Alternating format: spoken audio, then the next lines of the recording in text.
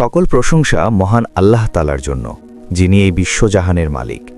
মহান আল্লাহ তাআলা এই দুনিয়াতে অসংখ্য নবী রসুল পাঠিয়েছেন। তবে এমন কয়েকজন নবী রসুল ছিলেন যাদেরকে মহান আল্লাহ তাআলা রহস্যের চাদরে আবৃত করেছেন। এই রহস্যময় নবীদের মধ্যে অন্যতম একজন নবী হচ্ছেন খিজির আলাইহি ওয়াসাল্লাম। তবে আশ্চর্যের বিষয় হচ্ছে, পবিত্র কোরআনে যে ২৫ জন নবীর কথা উল্লেখ করা হয়েছে, সেখানে খিজির আলাইহি ওয়াসাল্লামের কথা বলা হয়নি। এই কারণে অনেকের মনেই প্রশ্ন জাগে, খিজির আলাইহি ওয়াসাল্লাম কি সত্যিই নবী ছিলেন, নাকি মহান আল্লাহ তাআলার একজন অনুগ্রহপ্রাপ্ত বান্দা ছিলেন? এই প্রশ্নের উত্তর পবিত্র কোরআনে দেওয়া হয়েছে। পবিত্র কোরআনে মহান আল্লাহ তাআলা এমন একজন বান্দার কথা উল্লেখ করেছেন, যাকে মহান আল্লাহ তাআলা বিশেষ জ্ঞান দান করেছিলেন। তাফসির কিতাবসমূহে এই বান্দাকেই খিজির আলাইহি ওয়াসাল্লাম হিসেবে অভিহিত করা হয়েছে। তবে পবিত্র কোরআনে খিজির আলাইহি ওয়াসাল্লামের কথা সরাসরি উল্লেখ না করা হলেও মহান আল্লাহ তাআলা খিজির আলাইহি ওয়াসাল্লামের কথা এমনভাবে আলোচনা করেছেন যে তিনি ইতিহাসের একটি গুরুত্বপূর্ণ অধ্যায়ের সূচনা করেছিলেন। খিজির আলাইহি ওয়াসাল্লামের এই কাহিনী শুধুমাত্র মহান আল্লাহ তাআলার একজন অনুগত বান্দার গল্প নয়। এই কাহিনীতে একজন বান্দার জ্ঞান, ধৈর্য এবং তাকদীরের রহস্য একসাথে প্রকাশিত হয়েছে। খিজির আলাইহি ওয়াসাল্লামের জীবনে এমন কিছু কাহিনী রয়েছে যা সাধারণ মানুষের পক্ষে অনুধাবন করা সম্ভব নয়।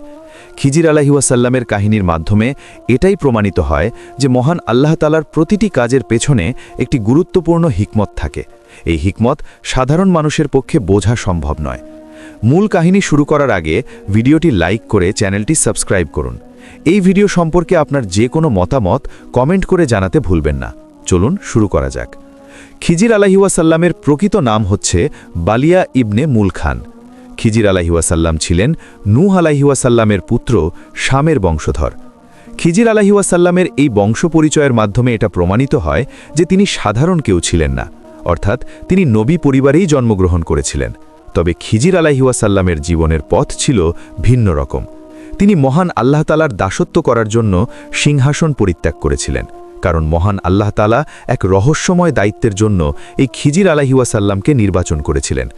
খিজির কিন্তু নাম নয়, খিজির হচ্ছে উপাধি। খিজির শব্দের অর্থ হচ্ছে সবুজ। এই উপাধি পাওয়ার পেছনেও একটি বিস্ময়কর কাহিনী রয়েছে। একবার খিজির আলাইহি ওয়াসাল্লাম একটি শুকনো এবং বিরান ভূমিতে বিশ্রাম নিচ্ছিলেন। এমন সময় মহান আল্লাহ তাআলার কুদরতে এই বিরান অঞ্চল সবুজ ঘাসে ভরে গিয়েছিল। এই ঘটনার পর থেকেই তিনি খিজির উপাধি লাভ করেছিলেন। এরপর থেকে তিনি যেখানেই যেতেন, মহান আল্লাহ তাআলার কুদরতে সেই অঞ্চল সবুজ হয়ে উঠত। খিজির আলাইহি ওয়াসাল্লাম অর্থাৎ বালিয়া প্রাচীন বেবিলনের একটি রাজপরিবারে জন্মগ্রহণ করেছিলেন। তৎকালীন সময়ে এই রাজপরিবার ছিল প্রচণ্ড শক্তিধর এবং পরাক্রমশালী। যে রাজপ্রাসাদে বালিয়া অর্থাৎ খিজির আলাইহি ওয়াসাল্লামের জন্ম হয়েছিল, সেই রাজপ্রাসাদ ছিল অত্যন্ত জাঁকজমকপূর্ণ। এই প্রাসাদের চারপাশে ছিল উঁচু প্রাচীর এবং বিশাল বাগান। সাদা মার্বেল পাথর দিয়ে এই প্রাসাদের দেয়াল নির্মাণ করা হয়েছিল। যখন এই প্রাসাদে সূর্য কিংবা চাঁদের আলো পড়ত, তখনই সাদা মার্বেলের কারণে ঝলমল করত। এমনি এক বিলাসবহুল পরিবেশে বালিয়া বড় হচ্ছিলেন। যেহেতু বালিয়া ছিলেন যুবরাজ, এই কারণে বালিয়ার আরাম আয়েশের কোনো কমতি ছিল না। শুধুমাত্র বালিয়ার জন্য প্রায় ৩০০ কর্মচারী নিয়োগ করা হয়েছিল। এই সময়ে বালিয়াকে রাজনীতি, যুদ্ধ কৌশল, ইতিহাস, সাহিত্য ইত্যাদি বিষয়েও পারদর্শী করে গড়ে তোলা হচ্ছিল, কারণ বালিয়াই হবে এই অঞ্চলের ভবিষ্যৎ বাদশাহ। এই কারণে বালিয়াকে যোগ্য করেই গড়ে তোলা হচ্ছিল। কিন্তু রাজনীতি, যুদ্ধ, বাদশাহী এই সমস্ত বিষয়ে বালিয়ার বিন্দুমাত্র আগ্রহ ছিল না। তিনি প্রায়শই নির্জনে একা একা সময় অতিবাহিত করতেন। তিনি আসমান, জমিন, চন্দ্র, সূর্যের সৃষ্টিকর্তার ব্যাপারে চিন্তা করতেন। বালিয়ার মনে হতো তার জীবনে অপূর্ণতা রয়ে গেছে। এই সমস্ত আরামায়েশ, চাকর বাকর দিয়েও এই শূন্যতা পরিপূর্ণ হচ্ছে না। একদিন একজন শিক্ষক বালিয়াকে উদ্দেশ্য করে বললেন, হে মহামান্য যুবরাজ, আপনি এই দেশের ভবিষ্যৎ বাদশাহ। আপনাকে রাজনীতি এবং যুদ্ধবিদ্যায় পারদর্শী হতে হবে। বালিয়া তখন শান্ত কণ্ঠে বললেন, হে সম্মানিত শিক্ষক, একজন বাদশার মূল্য কি শুধুমাত্র সিংহাসন এবং যুদ্ধের মাধ্যমেই নির্ধারিত হয়? এই আসমান জমিনের একজন মালিক রয়েছেন। আমাদেরকে তো সেই মালিকের কাছেই ফিরে যেতে হবে। বালিয়ার এই কথায় শিক্ষক হতবিহ্বল হয়ে পড়েছিলেন। তিনি চিন্তাও করতে পারেন নাই যে এত অল্প বয়সে বালিয়া জীবনের এত গভীর সত্যি উপলব্ধি করতে পারবে। রাজপ্রাসাদ থেকে বেশ কিছুটা দূরে একটি কুঁড়ে ঘর ছিল। মাটির দেয়াল এবং খেজুর পাতার ছাউনি দেওয়া এই কুঁড়ে ঘরে একজন ইমানদার ব্যক্তি বসবাস করতেন। এই ইমানদার ব্যক্তি দুনিয়ার মোহ ত্যাগ করে মহান আল্লাহ তাআলার জিকিরে মশগুল থাকতেন। একদিন বালিয়া রাজ্য ভ্রমণ করছিলেন। তিনি প্রায়শই রাজ্য ভ্রমণ করে গরিব দুঃখী মানুষের খোঁজ খবর নিতেন। একজন যুবরাজ গরিব দুঃখী মানুষের খোঁজ খবর রাখেন, এই ব্যাপারটা নিয়ে রাজ্যবাসীরা খুবই অবাক হতো এবং বালিয়াকে প্রচণ্ড ভালোবাসত। একদিন রাজ্য ভ্রমণ করার সময় বালিয়া এই কুঁড়েঘরের সন্ধান পেয়েছিল। সেখানে তিনি উপস্থিত হয়ে দেখলেন একজন ইমানদার ব্যক্তি মহান আল্লাহ তাআলার জিকিরে মশগুল রয়েছেন। বালিয়া অবাক হয়ে দেখলেন পোশাক পুরনো হলেও এই ব্যক্তির মুখমণ্ডল থেকে নূর প্রকাশ পাচ্ছিল। বালিয়া তখন মুগ্ধ নয়নে এই ব্যক্তিকে দেখছিলেন। তিনি এমন প্রশান্ত মুখমণ্ডল আগে কখনো দেখেন নাই। এই ইমানদার ব্যক্তি বালিয়াকে চিনতে পেরেছিল। তিনি বালিয়াকে উদ্দেশ্য করে বললেন, হে মহামান্য যুবরাজ, আপনি আমার বাড়িতে এসেছেন, আমি কি কোনো অন্যায় করেছি? বালিয়া বললেন, আমি আপনাকে দেখছিলাম, আপনাকে দেখে আমি প্রশান্তি অনুভব করছি।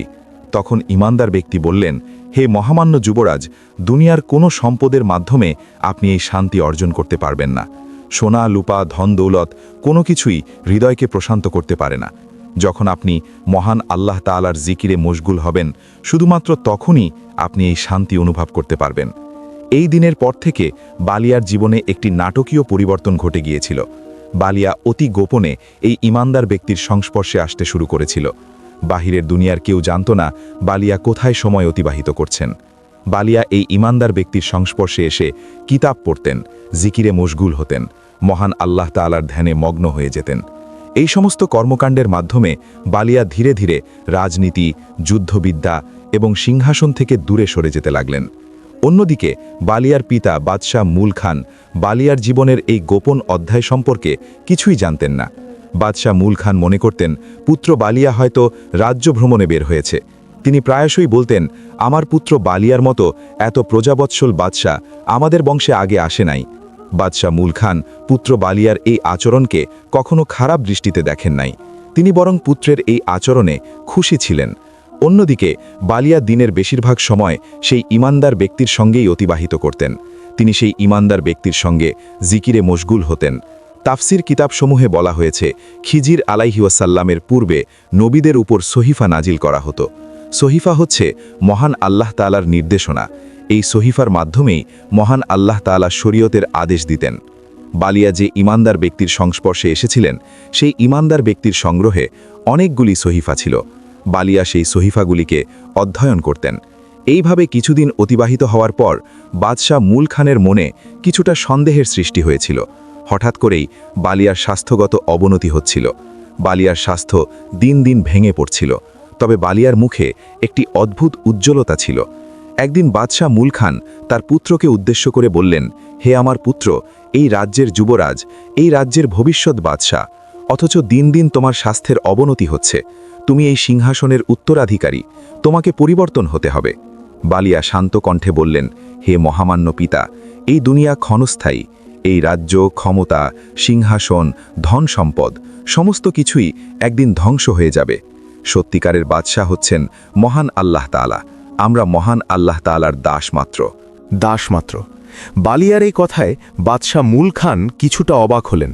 তিনি উচ্চকণ্ঠে বললেন, হে আমার পুত্র, তুমি একজন যুবরাজ, তুমি গরিব সন্ন্যাসী নও। তুমি এই দুনিয়াতে এসেছো রাজ্য শাসন করার জন্য, আর এটাই তোমার দায়িত্ব এবং কর্তব্য। বালিয়া আবারও শান্ত কণ্ঠে বলল, হে মহামান্য পিতা, অন্যকে শাসন করার পূর্বে আমি নিজেকেই শাসন করতে চাই। আর যদি আমি মহান আল্লাহ তাআলার দাসত্ব না করতে পারি, তবে মানুষকে আলোর পথে কিভাবে ফিরিয়ে আনব?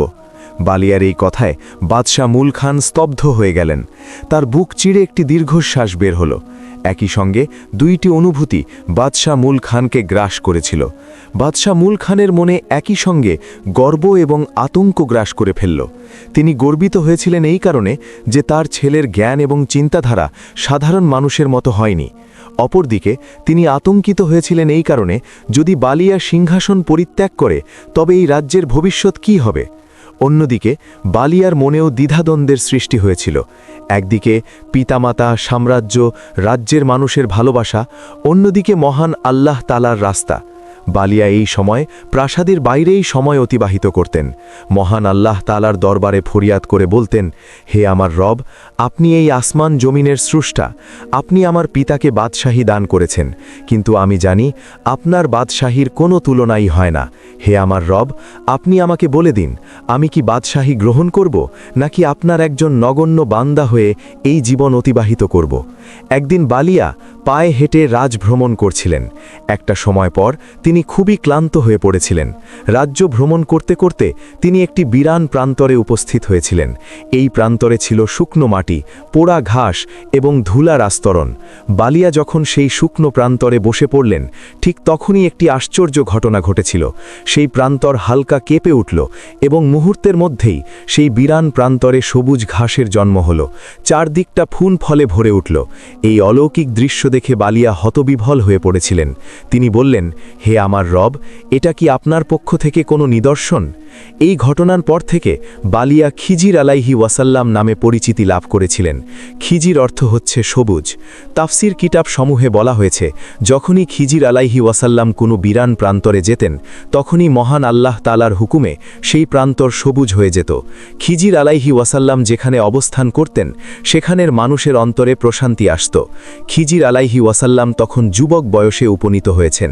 একদিন তিনি সেই ইমানদার ব্যক্তিকে বললেন, আমি যদি এই দুনিয়ার বাদশাহী ত্যাগ করি, তবে কি আমার কোনো ভুল হবে? সেই ইমানদার ব্যক্তি বললেন, যদি তুমি মহান আল্লাহ তাআলার রাস্তাকেই বেছে নাও, তবে কোনো ভুল হবে না। যদি বাদশাহ হওয়ার পর তুমি মহান আল্লাহ তাআলাকে ভুলে যাও, তবে তুমি ধ্বংস হয়ে যাবে। যদি তুমি দরিদ্র অবস্থায় মহান আল্লাহ তাআলাকে স্মরণ করো, তবে তুমি মহান আল্লাহ তাআলার প্রিয় বান্দা হবে। তুমি সেই রাস্তাটাকেই বেছে নেবে যে রাস্তায় তুমি মহান আল্লাহ তাআলার নৈকট্য অনুভব করতে পারবে। খিজির আলাইহি ওয়াসাল্লাম আর কিছুই বললেন না, তিনি চুপচাপ বসে রইলেন। তবে ইমানদার ব্যক্তির কথাগুলি খিজির আলাইহি ওয়াসাল্লামের হৃদয়ে প্রচণ্ড তুফানের সৃষ্টি করেছিল। সেই রাতেই খিজির আলাইহি ওয়াসাল্লামের জীবনে এক নতুন অধ্যায়ের সূচনা হয়েছিল। এইদিকে একজন গোয়েন্দা বাদশাহ মুল খানকে বলল, হে মহামান্য বাদশাহ, আপনার পুত্র বালিয়া অনেক দিন ধরেই যুদ্ধবিদ্যা এবং রাজকীয় শিক্ষকদের থেকে দূরে রয়েছেন। তিনি অমুক স্থানে বসবাস করা একজন দরিদ্র ইমানদার ব্যক্তির সঙ্গে দিনের বেশিরভাগ সময় অতিবাহিত করেন। যদি এইভাবে চলতে থাকে, তবে বালিয়া হয়তোবা সিংহাসন পরিত্যাগ করতে পারে। এই গোয়েন্দা রিপোর্টে বাদশাহ মুল খান প্রচণ্ড ক্ষুব্ধ হলেন।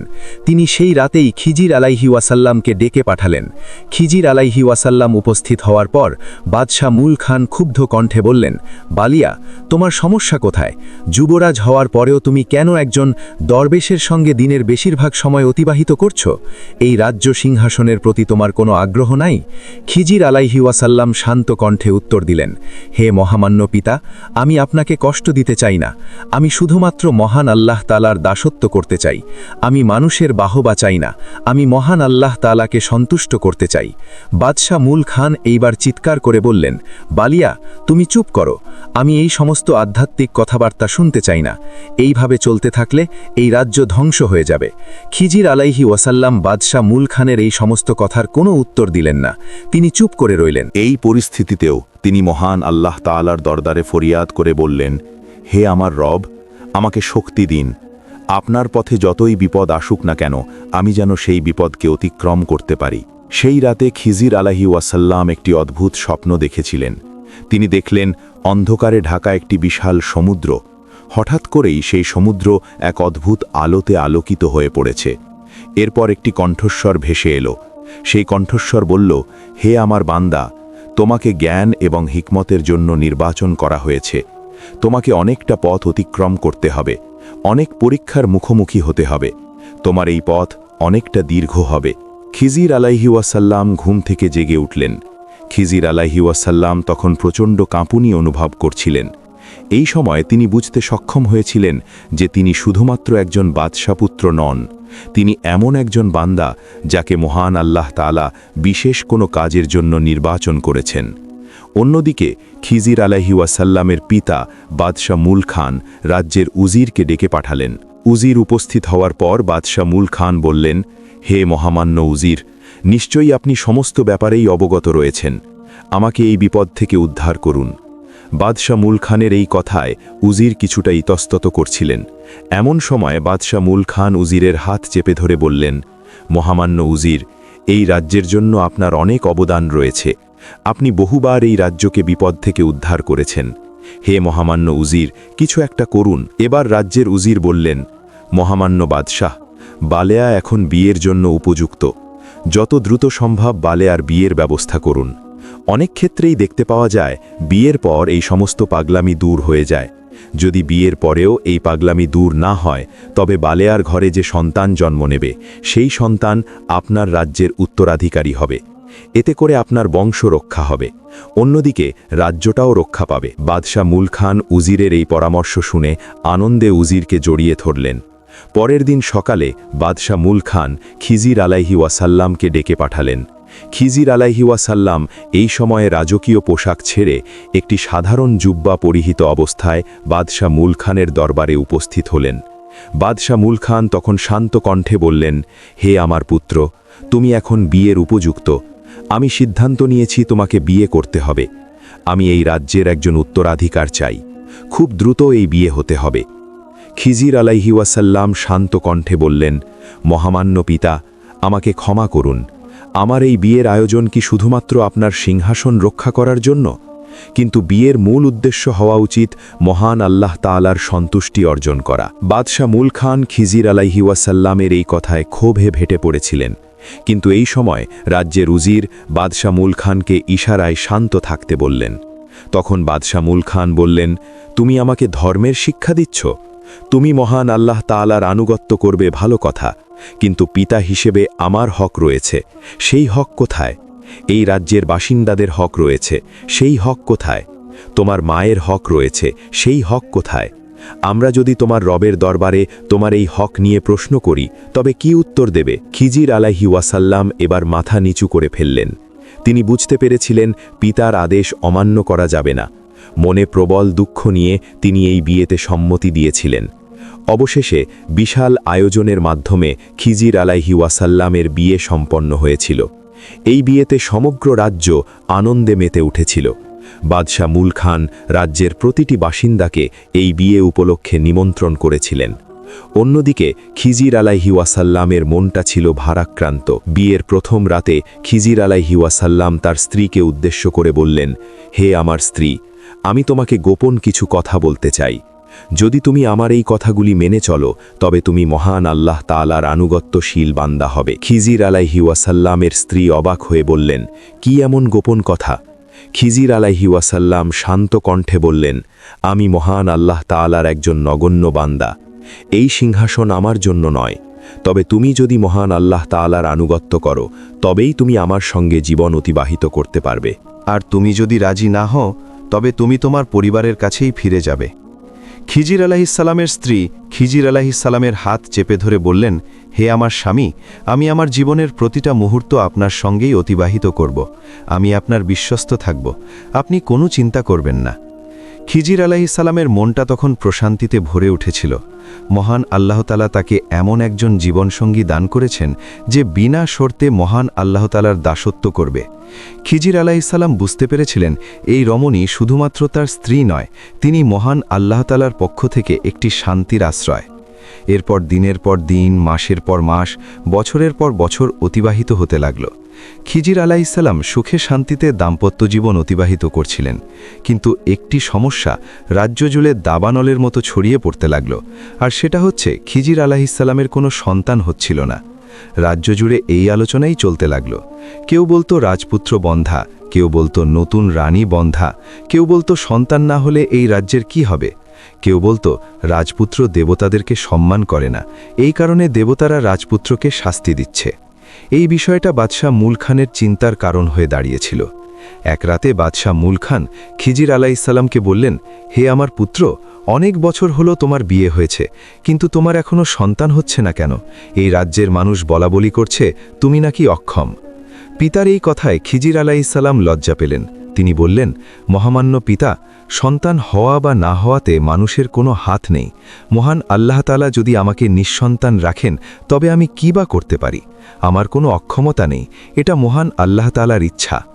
বাদশাহ মুল খান এবার ক্রোধে উন্মত্ত হয়ে উঠলেন। তিনি খিজির আলাইহিসসালামকে বললেন, তোমার এই স্ত্রীকে তালাক দাও, আমি তোমাকে আবার বিয়ে দেব। খিজির আলাইসাল্লাম কিছু একটা বলতে চেয়েছিলেন, কিন্তু বাদশাহ মুল খান চিৎকার করে বললেন, আমার একটি পুত্র সন্তান চাই। খিজির আলাইসাল্লামের বুকটা তীব্র যন্ত্রণায় ভেঙে পড়ছিল। তিনি তার স্ত্রীকে অত্যন্ত ভালোবাসতেন, সম্মান করতেন, কিন্তু খিজির আলাইসাল্লাম জানতেন তার পিতা বাদশাহ মুল খান যাই বলবেন সেটাই করতে হবে। খিজির আলাইসাল্লাম কান্নায় ভেঙে পড়েছিলেন।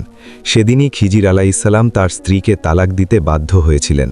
খিজির আলাইসাল্লামের স্ত্রীও কান্নায় ভেঙে পড়েছিলেন, কিন্তু এই মহিয়সী মহিলা খিজির আলাইসাল্লামকে বললেন, হে আমার স্বামী, আপনি কষ্ট পাবেন না, আমি আপনার সঙ্গে কখনো বিশ্বাসঘাতকতা করব না। আপনি আমাকে যে আমানত দিয়েছেন, আমি বাকিটা জীবন সেই আমানত রক্ষা করব। খিজির আলাইসাল্লাম নিজের ওপর সমস্ত নিয়ন্ত্রণ হারিয়ে ফেলেছিলেন। তিনি প্রচণ্ড চিৎকার করে শেষবারের মতো তার স্ত্রীকে জড়িয়ে ধরে শিশুর মতো কান্না করতে লাগলেন। কয়েকদিনের মধ্যেই বাদশাহ মুল খান খিজির আলাইসাল্লামকে আবারও বিয়ে দিলেন। এবার একজন যুবতী বিধবা মহিলার সঙ্গে বিয়ে দেওয়া হয়েছিল। খিজির আলাইসাল্লামের সঙ্গে বিয়ে হবার পূর্বেই এই মহিলার একটি সন্তান হয়েছিল। সন্তান ধারণ করতে সক্ষম এমন একজন মহিলাকেই বাদশাহ মুল খান নির্বাচন করেছিলেন, কিন্তু 2 বছর অতিবাহিত হওয়ার পরেও কোনো সন্তান হলো না। বাদশাহ মুল খান এবার ক্ষুব্ধ কণ্ঠে সেই মহিলাকে বললেন, তোমার সন্তান কেন হচ্ছে না? সেই মহিলা তখন বাদশাহ মুল খানকে বলল, আপনার পুত্র আমাকে কখনই স্পর্শ করে নাই, সন্তান কিভাবে হবে? বাদশাহ মুল খান অবাক হয়ে গেলেন। তখন সেই মহিলা বললেন, মহান আল্লাহ তাআলার কসম, তিনি আমাকে কখনই স্পর্শ করেন নাই। এইবার বাদশাহ মুল খানের ক্রোধ সমস্ত সীমা অতিক্রম করে ফেলল। তিনি খিজির আলাইসাল্লামকে বললেন, হে বালিয়া, তুমি নাকি তোমার স্ত্রীকে এখনও স্পর্শ করো নাই, এটা কি সত্য? খিজির আলাইসাল্লাম বললেন, মহামান্য পিতা, যে মানুষটার প্রতি আমার বিন্দুমাত্র ভালোবাসা নাই, তাকে আমার কামনার বস্তু কিভাবে বানাতে পারি? আপনার কথায় আমি আবারও বিয়ে করেছি, কিন্তু আমার মনটাকে তো জোর করে বদল করতে পারবো না। বাদশাহ মুল খান এবার উঠে দাঁড়ালেন। ক্রোধ এবং হতাশা তাকে বিপর্যস্ত করে তুলেছিল। তিনি কঠোর কণ্ঠে বললেন, বালিয়া, আমি অপমানিত বোধ করছি। তুমি আমাকে অপমান করেছ, আমার ইচ্ছাকে অস্বীকার করেছ। খিজির আলাইসাল্লাম শান্ত কণ্ঠে বললেন, আমি শুধুমাত্র আমার রবের ইচ্ছাকেই প্রাধান্য দেই। বাদশাহ মুল খানের মনে হচ্ছিল তার সন্তান তার সঙ্গে বিশ্বাসঘাতকতা করেছে। বাদশাহ মুল খান এবার চিৎকার করে বললেন, যারা এতদিন এই ব্যাপারটিকে গোপন রেখেছিল তাদের সবাইকে বন্দী করো। যে 9 জন প্রহরী খিজির আলাইসাল্লামকে নিরাপত্তা দিতেন, এই প্রহরীদেরকে বন্দী করা হলো। বাদশাহ মুল খানের আদেশে এই প্রহরীদেরকে হত্যা করা হলো। খিজির আলাইসাল্লামের দ্বিতীয় স্ত্রীকেও মৃত্যুদণ্ড দেওয়া হলো। এই মহিলার কান্না এবং চিৎকারে রাজপ্রাসাদ প্রকম্পিত হচ্ছিল। প্রাসাদের সবাই এই ব্যাপারে নিশ্চুপ ছিল, কারণ বাদশাহ মুল খানের সিদ্ধান্তে প্রতিবাদ করার মতো সাহস কারও ছিল না। খিজির আলাইসাল্লামকে গৃহবন্দী করা হয়েছিল, কিন্তু এত কঠিন সময়েও তিনি ধৈর্য ধারণ করেছিলেন। তিনি জানতেন এটা মহান আল্লাহ তাআলার পক্ষ থেকে কোনো বড় পরীক্ষা। তিনি মহান আল্লাহ তাআলার দরবারে ফরিয়াদ করে বললেন, হে আমার রব, আমাকে শক্তি দিন, আমি যাতে এই ফিতনা থেকে নিজেকে রক্ষা করতে পারি। আমার পিতা যেন আমাকে ভুল পথে পরিচালিত না করতে পারেন।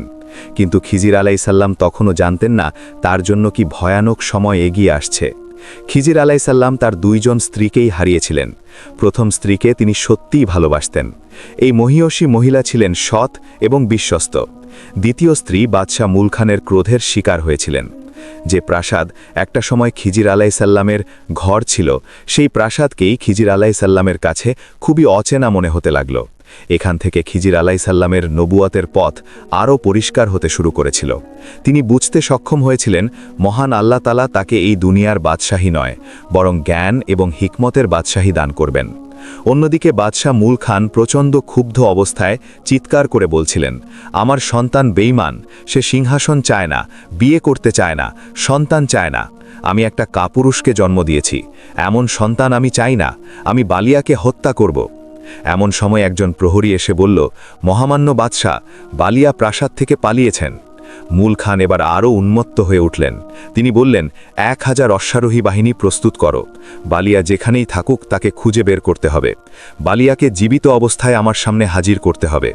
যুদ্ধের মতো পরিস্থিতির সৃষ্টি হল। সেই রাতে 1000 অশ্বারোহী বাহিনী খিজির আলাইসাল্লামকে খুঁজতে বের হল। রাজ্যের বাসিন্দারা আতঙ্কিত চোখে দেখতে লাগল বালিয়াকে খুঁজে বের করার জন্য এই অভিযান চলছে।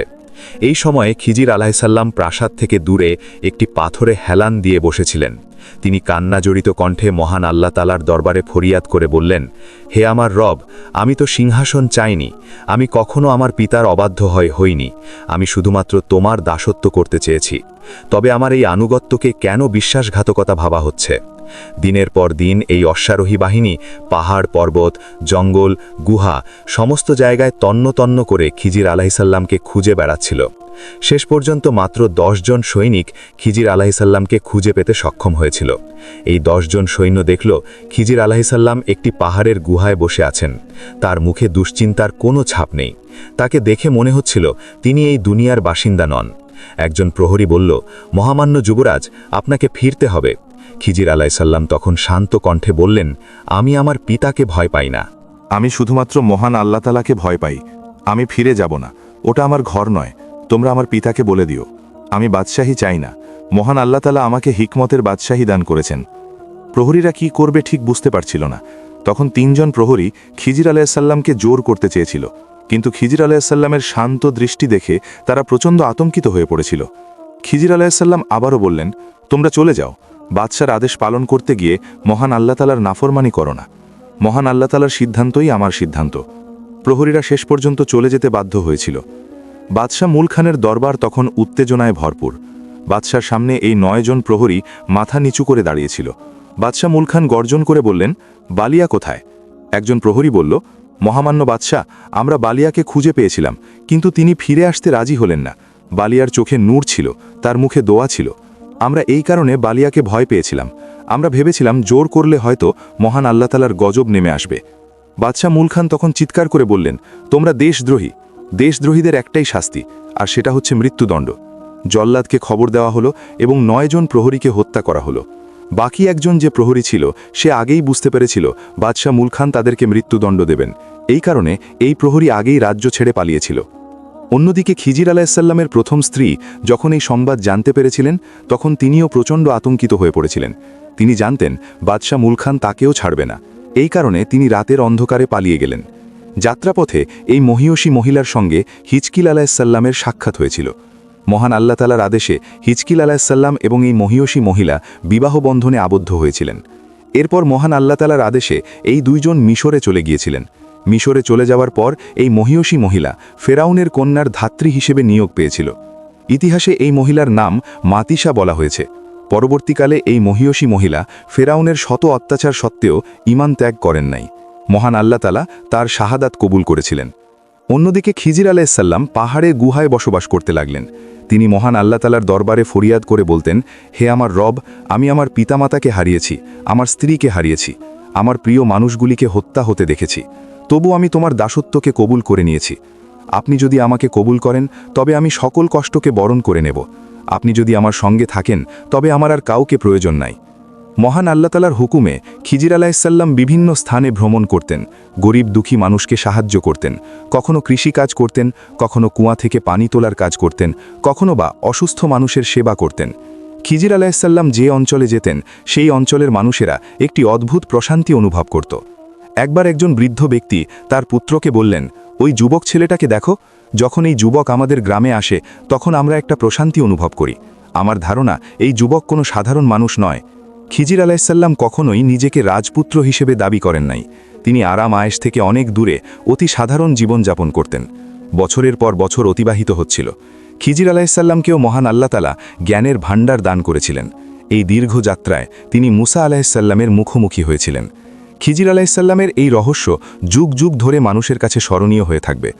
একবার নবী মুসা আলাইসাল্লাম বনি ইসরায়েল সম্প্রদায়কে উদ্দেশ্য করে ওয়াজ নসিহত করছিলেন। এমন সময় একজন ব্যক্তি বললেন, হে মুসা আলাইসাল্লাম, এই দুনিয়াতে সবচাইতে জ্ঞানী ব্যক্তি কে? মুসা আলাইসাল্লাম বললেন, বর্তমান সময়ে আমি হচ্ছি এই দুনিয়ার সবচাইতে জ্ঞানী ব্যক্তি। কিন্তু মুসা আলাইসাল্লামের এই উত্তর মহান আল্লাহ তালার পছন্দ হয় নাই। তিনি মুসা আলাইসাল্লামকে বললেন, হে মুসা, 2 সাগরের মিলনস্থলে চলে যাও। সেখানে আমার এমন একজন বান্দা রয়েছে যে তোমার চেয়ে অনেক বেশি জ্ঞানী। মুসা আলাইসাল্লাম তখন ইউশা বিন নুন আলাইসাল্লামকে সঙ্গে নিয়ে যাত্রা শুরু করেছিলেন। বেশ কয়েকদিন যাত্রার পর ইউশা বিন নুন আলাইসাল্লাম ক্লান্ত হয়ে পড়েছিলেন। তখন মুসা আলাইহি ওয়াসাল্লাম বললেন, যতক্ষণ না পর্যন্ত 2 সাগরের মিলনস্থানে যেতে না পারব ততক্ষণ পর্যন্ত এই যাত্রা অব্যাহত থাকবে। দরকার হলে আরও বহু বছর এই যাত্রা অব্যাহত থাকবে। একটা সময় পর এই যাত্রা শেষ হয়েছিল। মুসা আলাইহি ওয়াসাল্লাম মহান আল্লাহ তাআলার এক বিশেষ বান্দার সাক্ষাৎ পেয়েছিলেন। এই বান্দাকে মহান আল্লাহ তাআলা বিশেষ জ্ঞান এবং হিকমত দান করেছিলেন। এই বান্দাই ছিলেন নবী খিজির আলাইহি ওয়াসাল্লাম। মুসা আলাইহি ওয়াসাল্লাম খিজির আলাইহি ওয়াসাল্লামকে সালাম দিলেন। খিজির আলাইহি ওয়াসাল্লাম বললেন, আপনি কে? তখন মুসা আলাইহি ওয়াসাল্লাম বললেন, আমি হচ্ছি মুসা।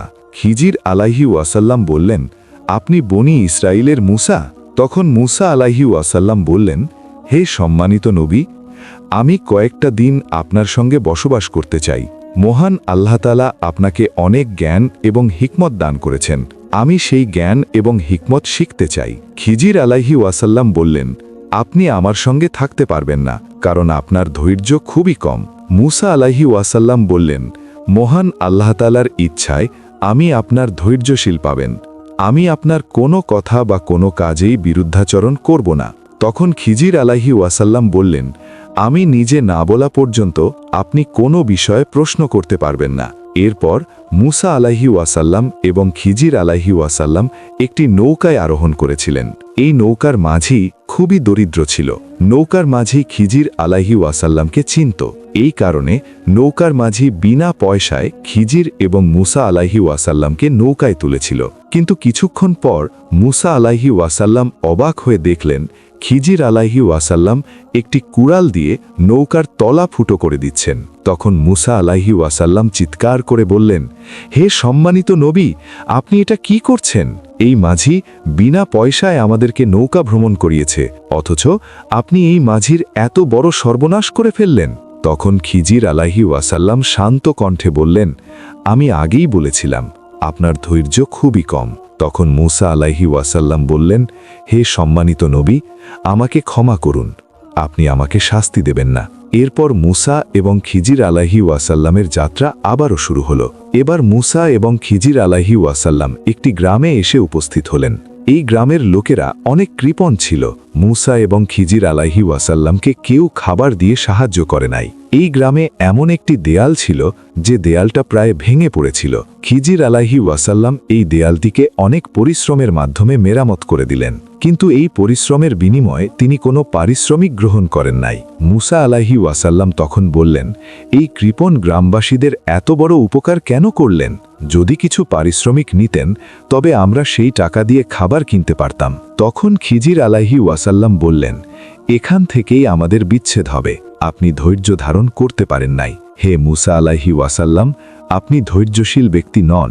তবে আমি সেই ঘটনাগুলির ব্যাখ্যা দিচ্ছি যে ঘটনাগুলিতে আপনি ধৈর্য ধারণ করতে পারেন নাই। খিজির আলাইহি ওয়াসাল্লাম বললেন, আমি যে নৌকাটিকে ফুটো করেছিলাম সেই নৌকা ছিল একজন গরিব মানুষের। এই গরিব মানুষটি একজন জালিম বাদশার রাজ্যে বসবাস করত। এই জালিম বাদশা ভালো নৌকাগুলিকে ছিনিয়ে নিত। এই কারণে আমি নৌকায় ফুটো করেছিলাম, যাতে ওই জালিম বাদশা এই নৌকাটিকে দখল করতে না পারে। আমি যে শিশুটিকে হত্যা করেছিলাম এই শিশুর মা বাবা ছিল ঈমানদার ব্যক্তি, কিন্তু এই শিশু বড় হলে তার পিতামাতাকে ধর্ম থেকে বিচ্যুত করে ফেলত। এই কারণে মহান আল্লাহ তাআলার ইচ্ছা ছিল এই শিশুর বদলে তাদেরকে ভালো এবং ঈমানদার একটি সন্তান দান করা। এই কারণে আমি সেই শিশুটিকে হত্যা করেছিলাম। আমি যে দেয়ালটিকে মেরামত করেছিলাম এই দেয়ালটি হচ্ছে ওই গ্রামের দুইজন ইয়াতিম বাচ্চার। এই দেয়ালের নিচে ধন সম্পদ লুকানো ছিল। মহান আল্লাহ তাআলার ইচ্ছা ছিল যখন এই দুই শিশু বড় হবে তখন তারা এই সম্পদের অধিকারী হবে। এই কারণে আমি সেই দেয়াল মেরামত করেছি। এরপর খিজির আলাইহি ওয়াসাল্লাম বললেন, আমি কিছুই নিজের ইচ্ছায় করি না, এই সবই মহান আল্লাহ তাআলার ইচ্ছা ছিল। আপনি ধৈর্য ধারণ করতে পারেন নাই। মুসা আলাইহি ওয়াসাল্লাম তখন চুপ করেছিলেন। মুসা আলাইহি ওয়াসাল্লামের চোখে অশ্রু বইছিল। মুসা আলাইহি ওয়াসাল্লাম বুঝতে সক্ষম হয়েছিলেন মহান আল্লাহ তাআলার জ্ঞানের কোনো সীমা পরিসীমা নাই। মহান আল্লাহ তাআলার প্রতিটি কাজের পেছনে থাকে গভীর জ্ঞান এবং হিকমত। খিজির আলাইহি ওয়াসাল্লামের এই যাত্রা কিন্তু এখানেই শেষ নয়। ইবনে কাসির তার বিখ্যাত কাসাসুল আম্বিয়া কিতাবে খিজির আলাইহি ওয়াসাল্লামের কাহিনী আরও বিস্তারিতভাবে তুলে ধরেছেন। মুসা আলাহি ওয়াসাল্লামের সঙ্গে বিচ্ছেদের পর খিজির আলাহি ওয়াসাল্লামের সঙ্গে বাদশাহ জুলকারনাইনের সাক্ষাৎ হয়েছিল। এই সময় বাদশাহ জুলকারনাইন খিজির আলাহি ওয়াসাল্লামকে তার উপদেষ্টা হিসেবে নিয়োগ করেছিল। জুলকারনাইনকে মহান আল্লাহ তাআলা দুনিয়ার পূর্ব থেকে পশ্চিম প্রান্ত পর্যন্ত বাদশাহী দান করেছিলেন। খিজির আলাহি ওয়াসাল্লাম বাদশাহ জুলকারনাইনকে সঠিক পথে থাকার উপদেশ দিতেন। একবার বাদশাহ জুলকারনাইনের সেনাবাহিনী সাধারণ মানুষের সম্পদ লুট করতে চেয়েছিল। তখন খিজির আলাহি ওয়াসাল্লাম বললেন, হে জুলকারনাইন, তোমার এই রাজত্ব মহান আল্লাহ তাআলার দান করা আমানত। শক্তি হচ্ছে একটি পরীক্ষা। মানুষের উপর কখনোই জুলুম করবে না, কারণ জুলুমকারীদেরকে মহান আল্লাহ তাআলা ধ্বংস করে দেন। জুলকারনাইন তখনই মহান আল্লাহ তাআলার দরবারে ক্ষমা চেয়েছিলেন। এই সময় জুলকারনাইনের রাজ্যে ন্যায় বিচার এবং ইনসাফ প্রতিষ্ঠিত হয়েছিল। খিজির আলাহি ওয়াসাল্লামের আরেকটি বিখ্যাত কাহিনী হচ্ছে, তিনি আবে হায়াতের সন্ধান পেয়েছিলেন। বাদশাহ জুলকারনাইন এই আবে হায়াতের সন্ধানে অনেক দূরের পথ অতিক্রম করেছিলেন। এমনকি এই আবে হায়াতের জন্য অন্ধকার রাজ্য অতিক্রম করতে হয়েছিল। কিন্তু শেষ পর্যন্ত খিজির আলাহি ওয়াসাল্লাম এই আবে হায়াতের সন্ধান পেয়েছিলেন এবং আবে হায়াতের পানি পান করেছিলেন। যদিও অনেক তাফসিরবিদগণ এই আবে হায়াতের কাহিনীকে মিথ্যাচার বলেই উল্লেখ করেছেন। এরপর থেকে খিজির আলাহি ওয়াসাল্লাম আর কখনো এক স্থানে বেশি দিন বসবাস করেন নাই। তিনি বিভিন্ন সময়ে বিভিন্ন যুগে মানুষের মাঝে উপস্থিত হয়েছেন। কখনো একজন জ্ঞানী বৃদ্ধের রূপে মানুষকে সাহায্য করেছেন, আবার কখনো অলি আউলিয়াদেরকে স্বপ্নে এসে উপদেশ দিয়েছেন। তাফসির কিতাবসমূহে বলা হয়েছে, খিজির আলাহি ওয়াসাল্লাম হচ্ছেন মহান আল্লাহ তাআলার এক অনন্য নিদর্শন, যার মাধ্যমে আমরা বুঝতে পারি মহান আল্লাহ তাআলার জ্ঞান এবং ক্ষমতা কোনো স্থান বা সময়ে সীমাবদ্ধ নয়। আত-তাবারি রাহিমাতুল্লাহ বলেছেন, খিজির আলাইহি ওয়াসাল্লাম হচ্ছেন মহান আল্লাহ তাআলার এক রহস্যের নাম। খিজির আলাইহি ওয়াসাল্লাম যেখানে ইচ্ছা সেখানেই উপস্থিত হতে পারেন। একবার খিজির আলাইহি ওয়াসাল্লাম মানুষকে উদ্দেশ্য করে বলেছিলেন, মহান আল্লাহ তাআলার পথে চলা তাড়াহুড়ার বিষয় নয়, ধৈর্যই হচ্ছে রহস্যের চাবিকাঠি। অনেক সময় কোনো একটি ঘটনাকে খারাপ মনে হতেই পারে, তবে এর ভেতরেও মহান আল্লাহ তাআলার রহমত লুকিয়ে থাকে। মহান আল্লাহ তাআলার ফয়সালার আগে নিজের ধারণাকে প্রাধান্য দেবে না। মহান আল্লাহ তাআলা হচ্ছেন সর্বোত্তম পরিকল্পনাকারী। খিজির আলাইহি ওয়াসাল্লামের কাহিনী নিয়ে মানুষ যুগের পর যুগ আলোচনা করছে। তাফসিরবিদগণ তাকে নিয়ে গবেষণা করছেন। তিনি শুধুমাত্র একজন মানুষ নন, তিনি জ্ঞান এবং নম্রতার এক উজ্জ্বল প্রতীক। সুপ্রিয় দর্শক মণ্ডলী, প্রতিদিন নতুন নতুন ভিডিও পেতে আমাদের চ্যানেলটি অবশ্যই সাবস্ক্রাইব করুন এবং পাশে থাকা বেল আইকনটি প্রেস করতে অবশ্যই ভুলবেন না, এবং সেই সাথে আপনার যে কোনো মতামত আমাদের জানাতে আমাদের ভিডিওতে অবশ্যই কমেন্ট করুন। আশা করি আপনারা সবাই ভালো থাকবেন এবং সুস্থ থাকবেন। আসসালামু আলাইকুম।